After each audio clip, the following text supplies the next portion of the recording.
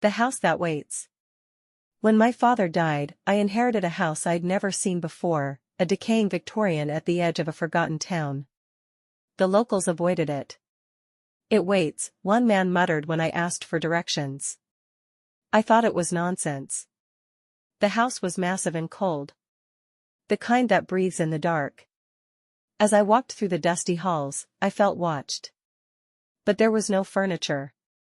Just one thing, a mirror at the top of the staircase. Tall. Black-framed. Old. The first night, I dreamed of my father crying, banging on the walls, screaming, "Don't let it see you." When I woke up, the mirror was no longer empty. A shadow stood in it. I turned, no one behind me. I tried to cover the mirror, but the blanket slid off. I moved out the next morning. But every night since, no matter where I sleep, I dream of the staircase. I dream of the shadow. And last night, I woke up to find the same mirror outside my apartment door. The house doesn't want residents. It wants witnesses. The Red Cross ward.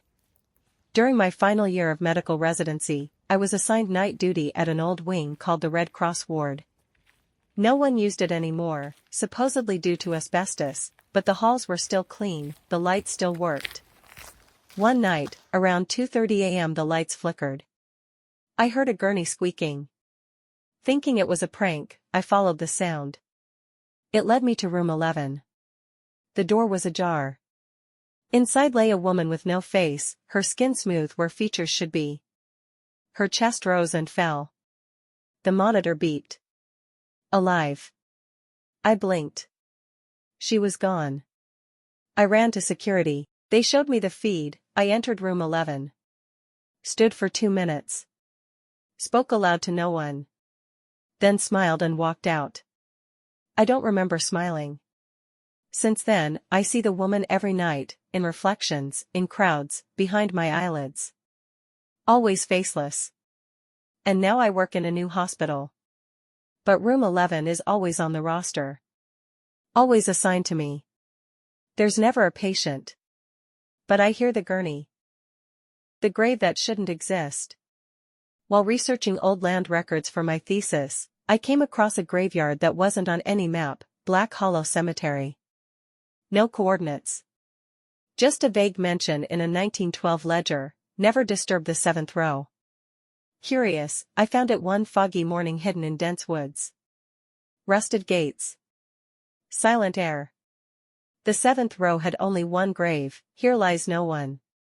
And yet, we wait. I thought it was some cryptic poetry. Took a photo. That night, my phone wouldn't stop vibrating. Messages kept coming in from an unknown contact, each one a black screen, then static, then a name, mine. I deleted the photo. The messages stopped. Until last week, someone emailed me the same image. No subject. No sender. Just one message, "Thank you for remembering. The wait is over." Since then, I can't sleep. When I do, I dream of cold soil and heavy footsteps. Last night, I woke up with dirt under my nails.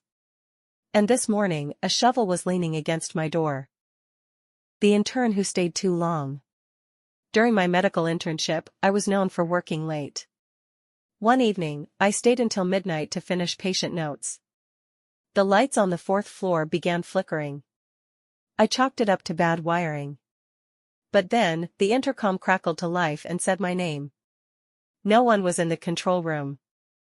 I went to check, and the hallway was dark. The motion lights didn't turn on. I used my phone flashlight, then I saw someone at the end of the hallway. A patient gown. Long hair. They weren't walking. They were gliding. I ran back to my desk. The elevator button wouldn't light up. Behind me, I heard a voice, "Your shift isn't over." I blacked out. Security found me 2 hours later, sleeping in room 414, the room where a nurse died during a night shift in 1989.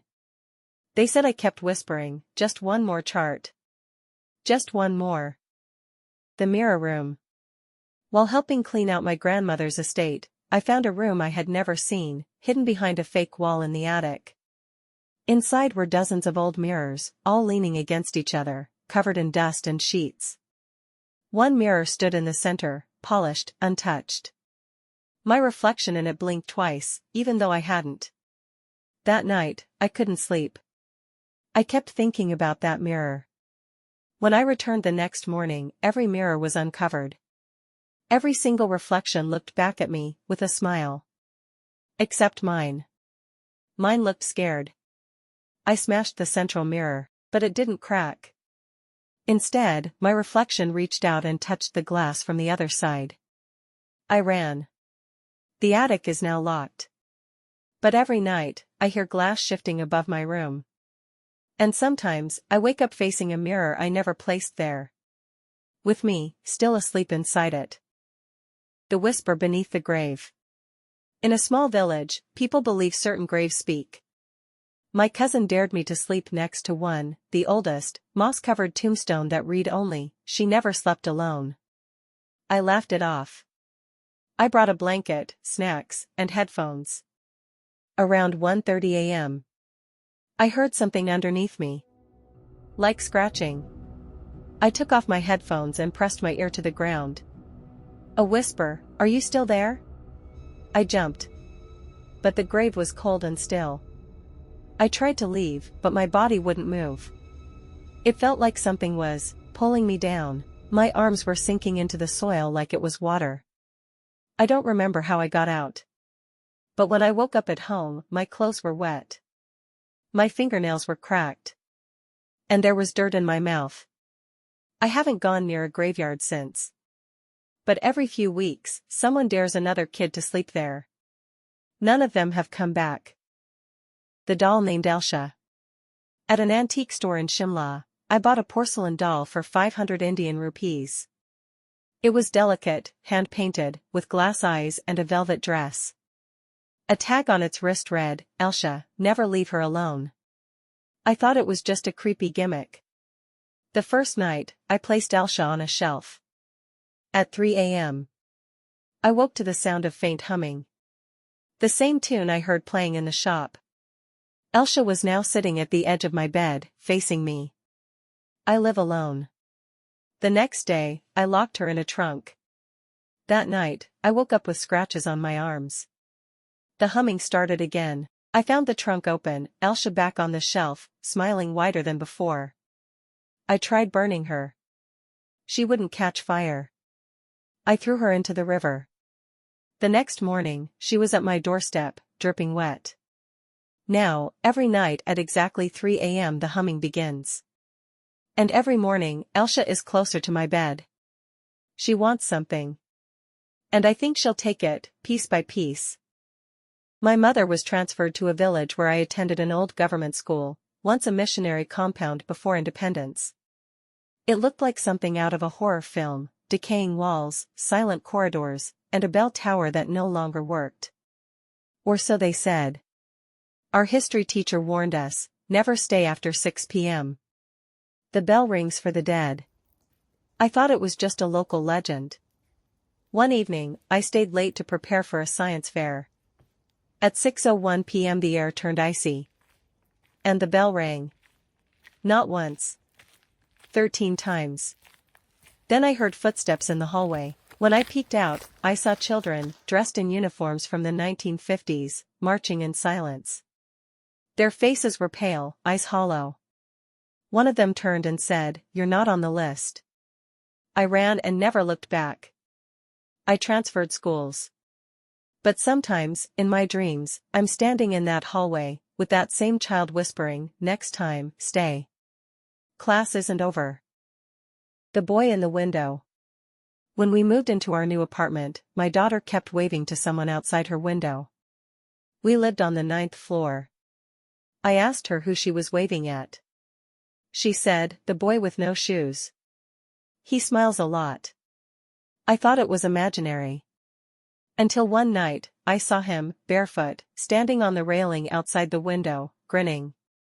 I blinked and he was gone. Then things escalated, toys moved, tiny wet footprints appeared in the hallway, and my daughter began drawing disturbing images, a boy falling, blood, and black eyes.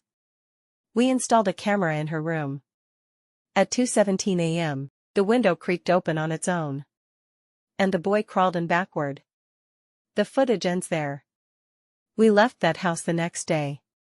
My daughter doesn't talk anymore. She just stares at windows. And sometimes whispers, "He's still looking for a friend." The forest that hums at night. When I visited my cousin's village in Uttarakhand, I heard one strict warning: never enter the woods after dark. The forest hums for the lost. At first, I laughed. But curiosity pulled me in. One evening, around 9 p.m., I stepped past the tree line alone, phone flashlight in hand. About 20 minutes in, I began to hear it, faint, melodic humming. Not from one place, but all around me, as if the trees were singing. Then the air changed, thick, heavy, almost sweet. I turned to head back, but the path was gone. No footprints. No phone signal, just the hum, now louder, now rhythmic. I called out. Something whispered back, mimicking my voice, "Who's there?" Then came the laughter. Soft. Distant. Then right behind me. I ran. At some point I tripped and blacked out. When I woke up, it was morning, and I was outside the forest, barefoot, with pine needles in my mouth. The villagers say I was lucky. The forest only gives back those it wants. Some nights, I still hear that hum through my window. Like it's still calling me home. The tree that bleeds. In the center of the old Banswara jungle, there's a tree they call Kuni Peepal. The locals say it weeps blood during the full moon. No one goes near it. I had to see it myself. On the night of the full moon, I ventured in with a flashlight and camera. The jungle was unnaturally quiet. Around midnight, I found it. The tree was massive, blackened with age, its bark split and oozing a dark red sap. It smelled like iron. Then I saw handprints on the trunk, small, child-sized, moving slightly as if pushing from the inside. Suddenly, my flashlight died. Everything went silent. Then the whispers began. "Help us. We can't breathe. Feed us." I ran. But I swear the tree moved. Its roots twisted like they were reaching. A branch scraped my arm and left a wound that hasn't healed in months. When I showed the photo to a forest official, he went pale. That tree was burned and cut down 40 years ago after 6 children vanished there. It shouldn't exist anymore. But it does. And it's hungry. The Midnight Path. In Himachal Pradesh, there's a narrow dirt trail called Mount Ka Rasta, the Path of Death. It's said to appear only under a moonless sky, and only to those truly alone. My friend Sagar disappeared trying to find it. A year later, I followed the same GPS coordinates he had left behind. Nothing but empty forest. But when I turned to leave, a narrow path had appeared behind me, dark soil, bordered by perfectly straight trees, leading deeper in. I followed it. The air was thick. Silent. Not even insects. After 10 minutes, I heard footsteps behind me. I turned. No one. Then I heard Sagar's voice whisper, "It only lets you out if someone else takes your place." I ran. The path twisted endlessly. No matter how far I ran, I ended back where I started. Until I passed a boy on the trail, walking the opposite way. He looked confused. The moment we crossed, the forest lightened. I found the road again. I was free. But now, someone else is walking the midnight path. The house with the locked room. When I rented the colonial house outside Pune for dirt cheap, I knew something had to be wrong. The owner was in a hurry, barely spoke, and handed me a keychain with one key taped over with black tape.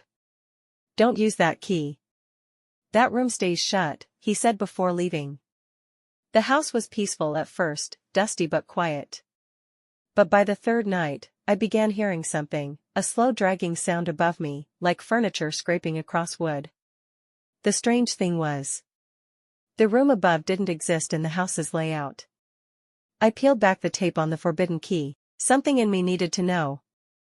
I found a door at the end of a hallway I swear wasn't there before. The key turned with a loud click. Inside was a child's room, frozen in time. Toys covered in cobwebs. A rocking horse still swaying. On the wall, "Do not wake her." As I stepped in, the door slammed shut. The lights went out. From the corner came soft breathing. Then a voice, small and cold, "I wasn't sleeping. I was waiting."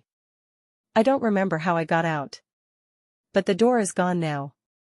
And every night at 3:15 a.m. the rocking horse creaks.